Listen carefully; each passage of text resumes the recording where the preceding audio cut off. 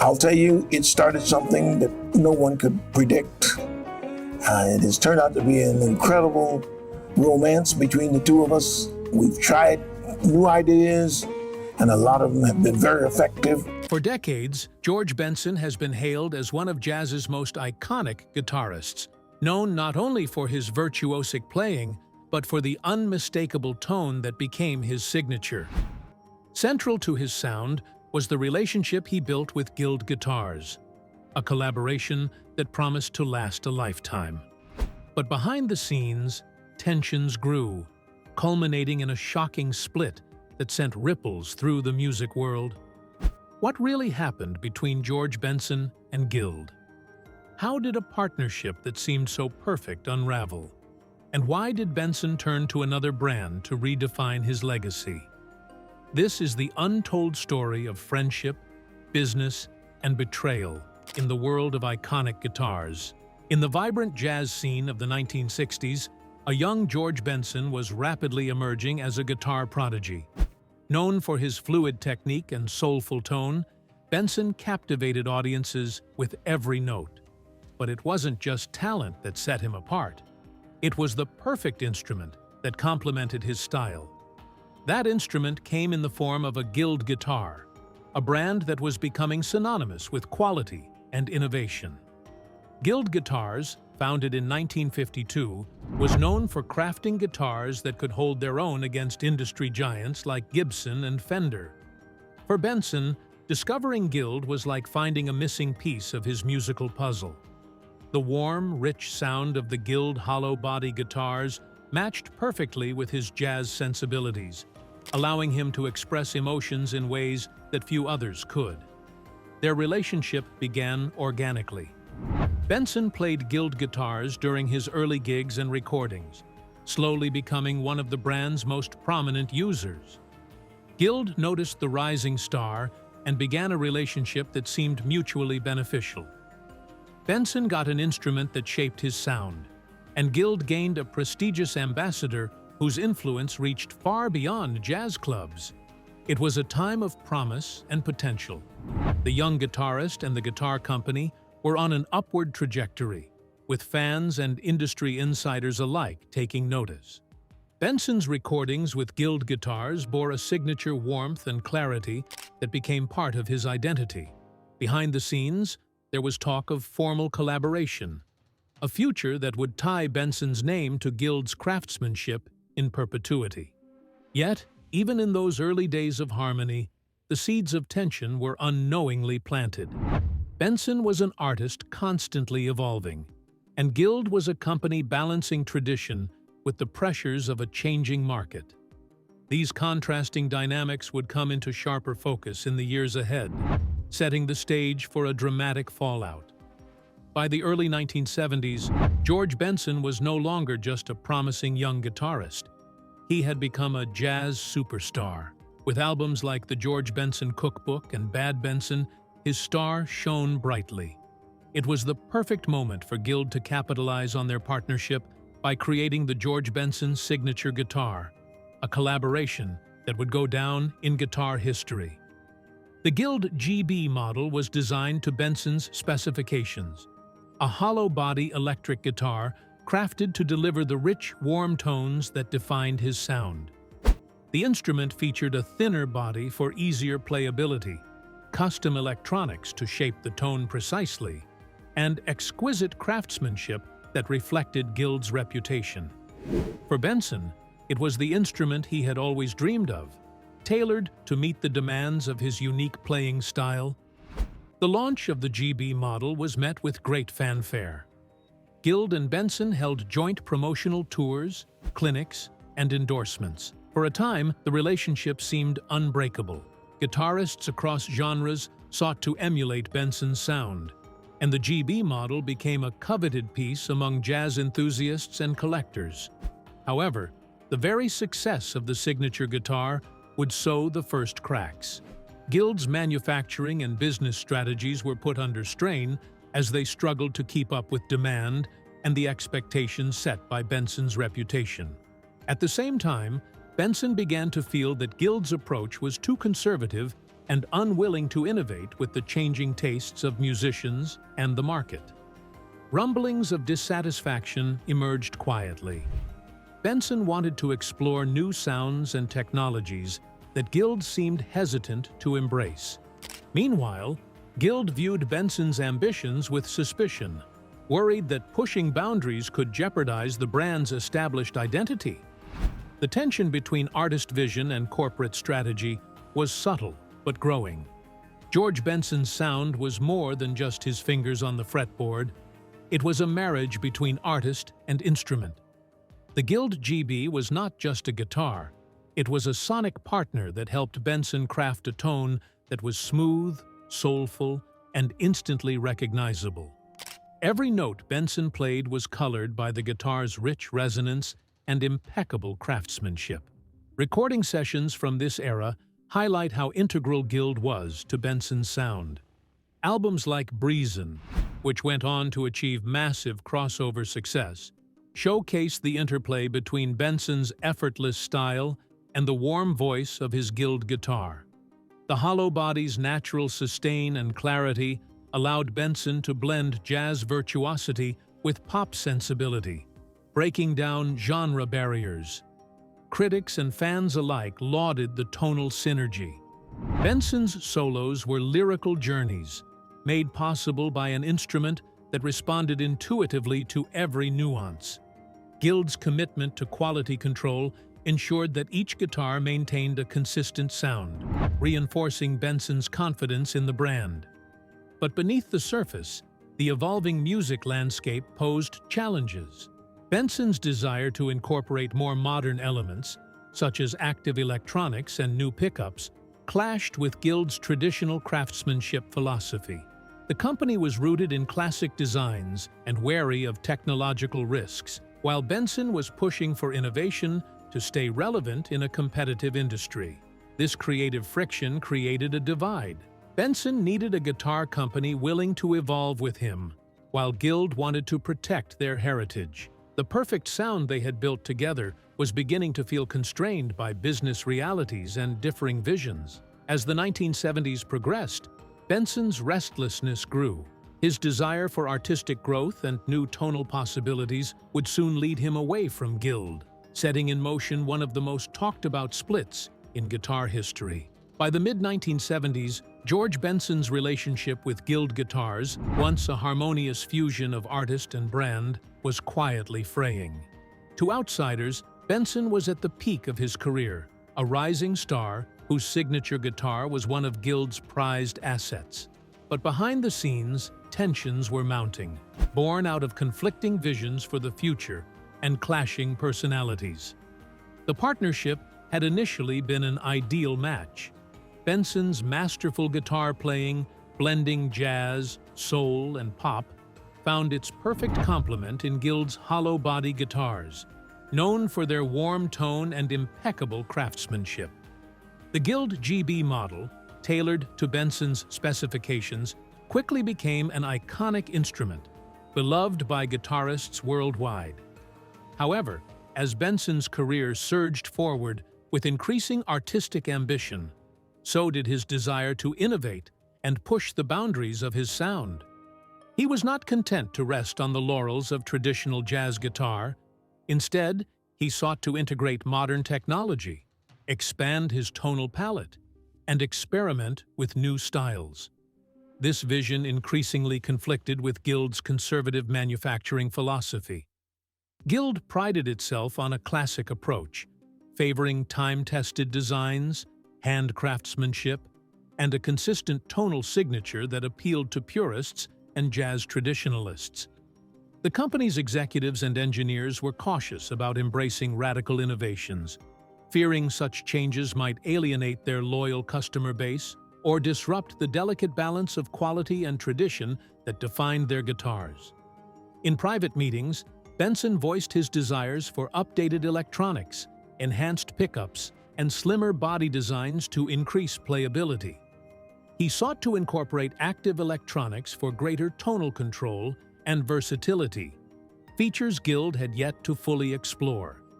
But Guild's response was hesitant and often dismissive. The company's leadership worried that straying from their established formula would risk diluting the brand's identity and jeopardizing sales. This creative impasse sparked growing frustration. Benson felt constrained and unheard. The very instrument that had shaped his sound now felt like a limitation rather than a canvas. Meanwhile, Guild's management perceived Benson's demands as increasingly difficult, viewing his push for modernization as a threat to their traditional business model. Tensions extended beyond the workshop to the boardroom and marketing department. Benson wanted more influence over branding decisions and promotional strategies to align with his evolving public image. Guild, however, maintained strict control over commercial decisions, treating Benson more as a figurehead than a true creative partner. This imbalance bred resentment. Industry insiders from the time recall meetings where tempers flared and communication broke down. Benson's representatives pushed for greater collaboration, but Guild's executives remained guarded. A subtle but growing divide formed between the artist and the company he had once championed. Complicating matters, the music industry itself was changing rapidly.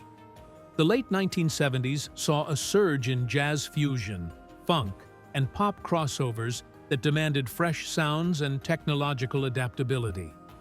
Competitors like Ibanez were introducing innovative designs and electronics that captured the attention of younger musicians eager to break from tradition.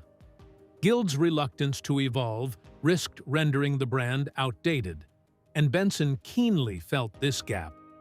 His desire to stay relevant and innovative was at odds with a company committed to heritage over experimentation. Behind the public image of seamless collaboration, the partnership was quietly unraveling. Benson's dissatisfaction grew, while Guild's mistrust of his ambitions deepened. What had once been a relationship rooted in mutual respect was fast becoming a battlefield of conflicting priorities. This early period of tension set the stage for the dramatic rupture that would soon follow. A rupture that would not only redefine Benson's career, but alter the course of Guild guitar's history forever. The simmering tensions between George Benson and Guild reached a boiling point in the late 1970s, culminating in a dramatic and painful rupture that few saw coming but many felt was inevitable. What appeared on the surface as a simple business disagreement was, in reality, a fracture that cut deeply into the very foundation of their partnership. The breaking point was triggered by an unexpected discovery. Benson learned that Guild was moving forward with new guitar models and endorsement deals behind his back. More than that, he found out Guild had begun engaging with other artists, diluting the exclusivity of his signature status, without consultation or consent. For a musician whose identity was so deeply entwined with his instrument, this was a profound betrayal. The revelation came during a routine industry event, when Benson overheard conversations and received reports hinting that Guild was negotiating contracts with other guitarists to promote models that would compete directly with his signature line. There was even talk that Guild's marketing campaigns were positioning Benson more as a brand figurehead than a creative collaborator. Shock gave way to outrage. Benson confronted Guild's leadership with demands for explanations, only to be met with corporate doublespeak about business necessities and market diversification. Guild executives argued they needed to protect the company's future by expanding their artist roster and product line. But to Benson, these moves were reckless and disrespectful, undermining the unique relationship he had built with the company. The conversations quickly escalated from professional disagreements into personal clashes. Benson expressed deep hurt at feeling sidelined by the very people who once championed his vision. Guild executives, meanwhile, saw Benson's anger as unreasonable, accusing him of making excessive demands and lacking understanding of business realities. The fallout was swift and severe. Benson publicly announced the termination of his partnership with Guild, shocking fans, industry insiders, and Guild employees alike. The news sent ripples through the music world, shaking the perception of Guild as the home of Benson's signature sound. Guild's reputation took a hit as well. Leaked internal memos and industry whispers painted a picture of a company caught off guard, struggling to manage the PR damage and internal fallout. While they attempted damage control, the loss of Benson, their most prominent artist, was a blow they struggled to recover from. For Benson, the split was simultaneously devastating and liberating. The breakup ended a relationship that had defined much of his career, but opened the door for a new chapter, one where he could regain control over his sound and brand without corporate interference. Behind the scenes, Benson began exploring new partnerships, seeking a guitar company that would embrace his artistic ambitions rather than stifle them. The rupture with Guild was painful, but it marked the beginning of his evolution as a musician willing to take risks and assert his creative independence. After the public split, George Benson and Guild Guitars entered what many described as a Cold War, a period marked by silence, distance, and unspoken grievances that lasted for years. Neither side publicly revisited the painful fallout, and a mutual avoidance became the unofficial rule. Guild continued its operations, maintaining a loyal customer base and producing guitars that honored their tradition, but without Benson's star power, their influence in the jazz guitar world waned. Benson, for his part, focused on redefining his sound with new instruments and collaborators, most notably his eventual partnership with Ibanez. The silence between Benson and Guild was deafening. Interviews with Benson rarely mentioned Guild, and when they did, the tone was measured and non-committal. Guild's marketing materials quietly removed Benson's name and imagery, shifting focus to other artists. This mutual omission spoke volumes about the depth of the rift. Industry insiders speculated about attempts at reconciliation, but nothing publicly came of them. The emotional wounds were too fresh, and the business complications too complex. Both parties carried bitterness and regret that made dialogue difficult. The rift also resonated with fans, many of whom hoped for a reunion, or at least an explanation. Guitar forums and fan clubs discussed the split at length, with many lamenting the loss of what was seen as one of the most fruitful artist-brand collaborations in history. For Benson, the years without Guild were a time of reflection and growth. He embraced new musical directions and instruments that matched his evolving style. Yet, the absence of Guild guitars in his life was a constant reminder of what had been lost. Guild, meanwhile, struggled to fill the void left by Benson. While they retained a respected position in the guitar world, the loss of their most famous artist left a mark that was hard to erase. Their story became a cautionary tale of how business decisions, when mishandled, can fracture even the strongest partnerships. The silent rift between Benson and Guild was a testament to the complexities of artist-brand relationships, where creative vision, business interests, and personal trust intersect in fragile ways. It set the stage for Benson's next big move and left a lingering question. Could the two ever reconcile? Emerging from the wreckage of his split with Guild, George Benson found himself at a pivotal moment. His sound, identity, and career were in flux. He needed a new partner, one willing to embrace his evolving vision and fuel his artistic ambitions. That partner came in the form of Ibanez, a company ready to revolutionize both Benson's sound and the guitar industry. In the late 1970s and early 1980s, Ibanez was a brand on the rise, but had not yet secured a dominant position in jazz guitar circles. However, Ibanez was known for innovation, fearless design, and a willingness to collaborate closely with artists. This openness made Ibanez an ideal match for Benson's desire to push boundaries. The collaboration birthed the iconic Ibanez GB series, guitars that blended sleek modern aesthetics with groundbreaking technology.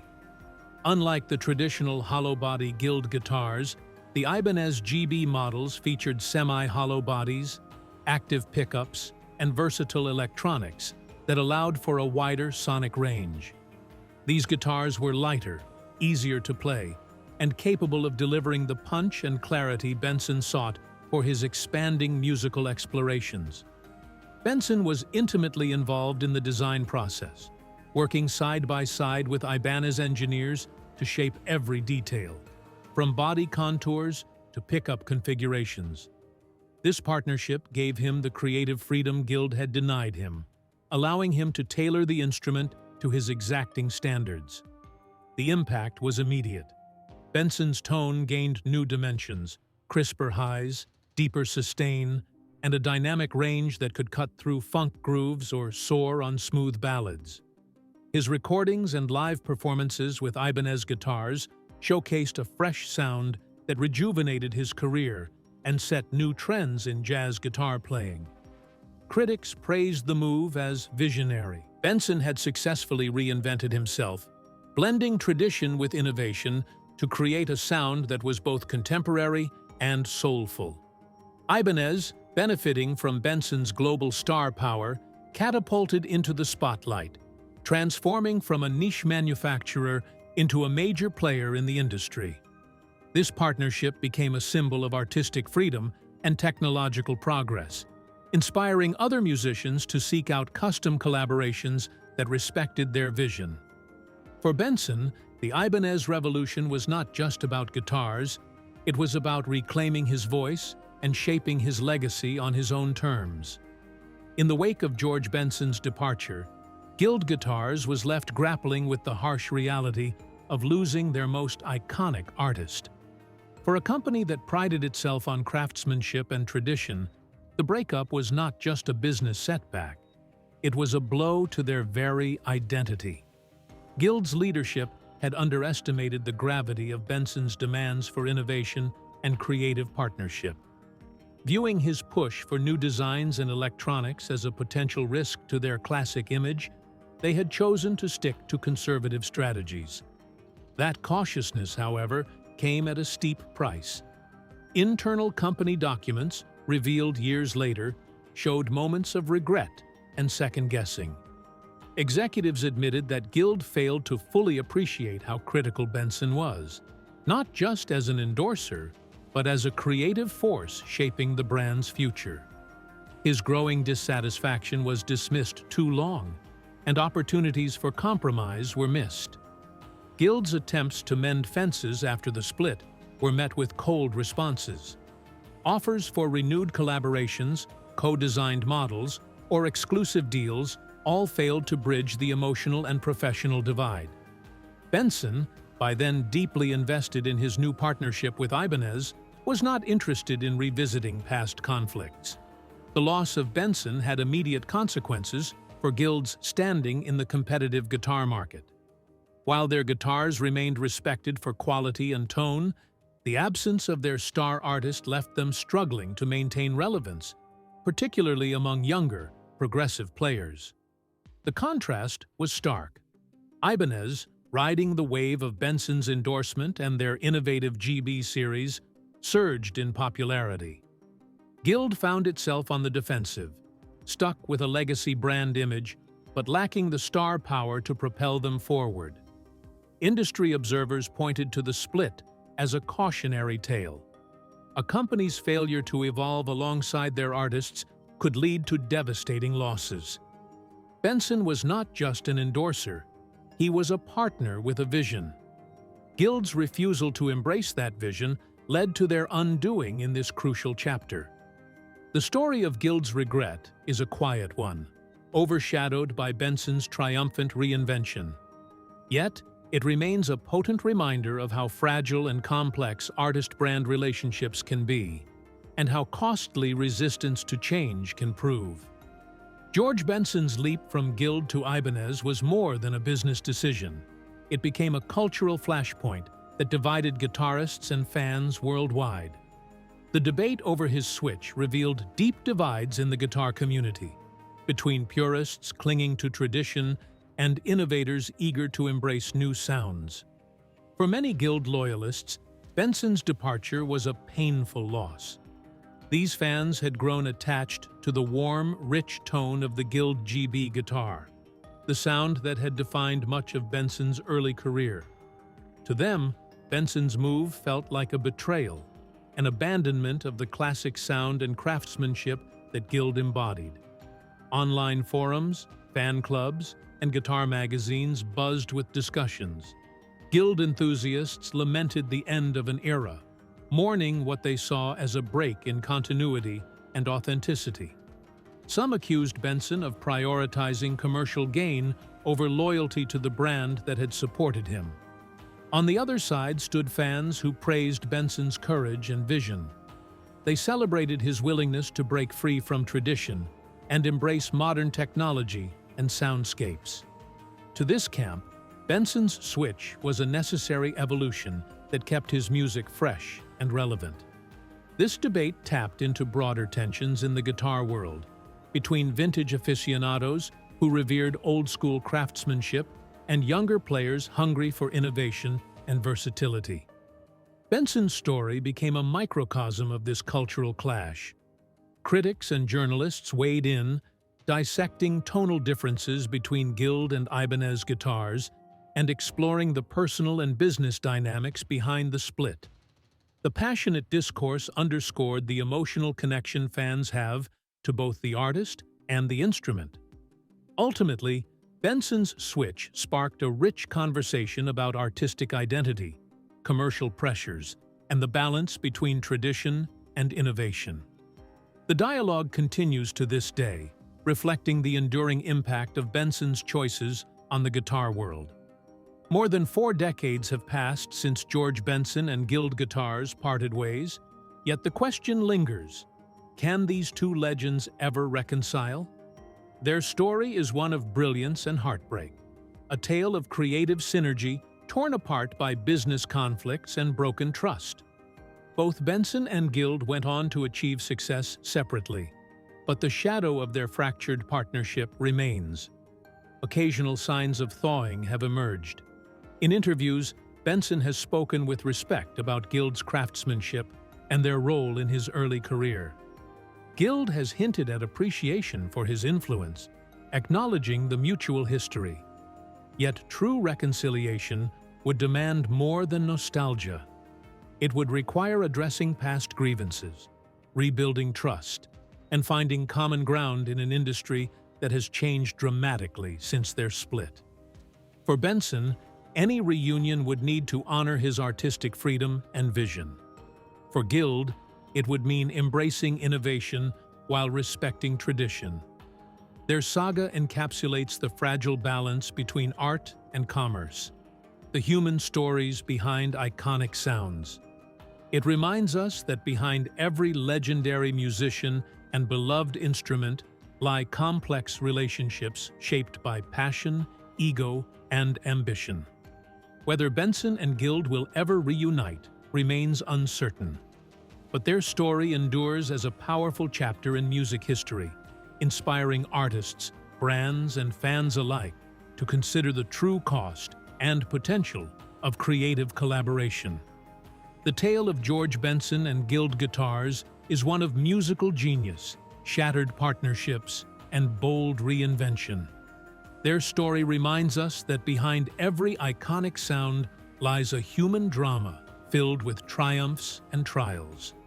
What do you think the future holds for this legendary relationship? Share your thoughts below and subscribe for more untold music stories.